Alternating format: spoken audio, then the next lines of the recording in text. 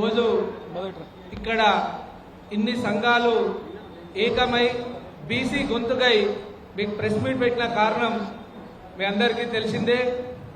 నిన్న కల్వకుంట్ల కవితక్క గారు అసెంబ్లీలో బాబు జ్యోతిరావు పూలే విగ్రహం పెట్టాలని చెప్పి ఒకరోజు దీక్ష నిర్వహిస్తే ఈ రాష్ట్రంలో ఉన్న కాంగ్రెస్ నాయకులందరికీ భూమి కదిలినట్టు అయిందా ఏమో తెలియదు. మీరు ప్రెస్ మీట్లు ఎందుకు పెడుతుర్రు, కవితక్క పైన అవాంఛనీయ వ్యాఖ్యలు ఎందుకు చేస్తుర్రో మీకు ఒక్కసారి ఆత్మవిమర్శ చేసుకోరి.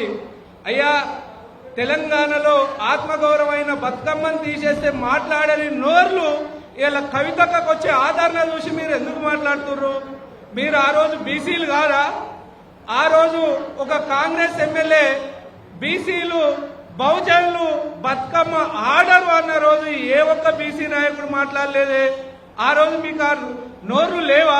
లేకపోతే రేవంత్ ఈ కాంగ్రెస్ ప్రభుత్వం ఈ ముఖ్యమంత్రి గారి ముఖచెయ్యి నీళ్లు దాక్కుంటా ఉన్నారు కాబట్టి మీకు మాట్లాడడానికి నోరు రాలేదని చెప్పి కూడా ఈ వేదిక ద్వారా మిమ్మల్ని అందరినీ కూడా ప్రశ్నిస్తున్నాం. మీరు మాట్లాడినవి నిజాలు కావా? చాకలి ఐలమ్మ విగ్రహం ట్యాంక్ బండ్ మీద పెడతా అని చెప్పి ముఖ్యమంత్రి గారు చెప్పారు. 15 నెలలు అవుతుంది, ఒక జయంతి కార్యక్రమం కూడా అయిపోయింది. అది అడగడం కూడా తప్పేనా?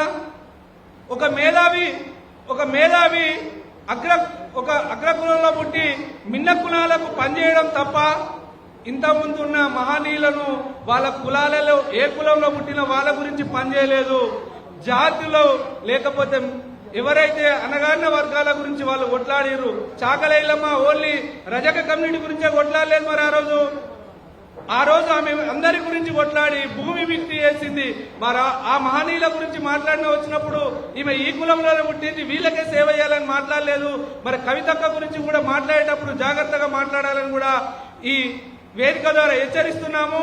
ఇంకో విషయానికి వస్తే కవితక్కను గాని ఇక్కడున్న బీసీ నాయకుల మీద కూడా ఎవరైనా చవాకులు వాడితే రజక బండకేసి ఉతుకుతామని చెప్పి కూడా ఈ వేదిక ద్వారా హెచ్చరిస్తున్నాము. జై రజక.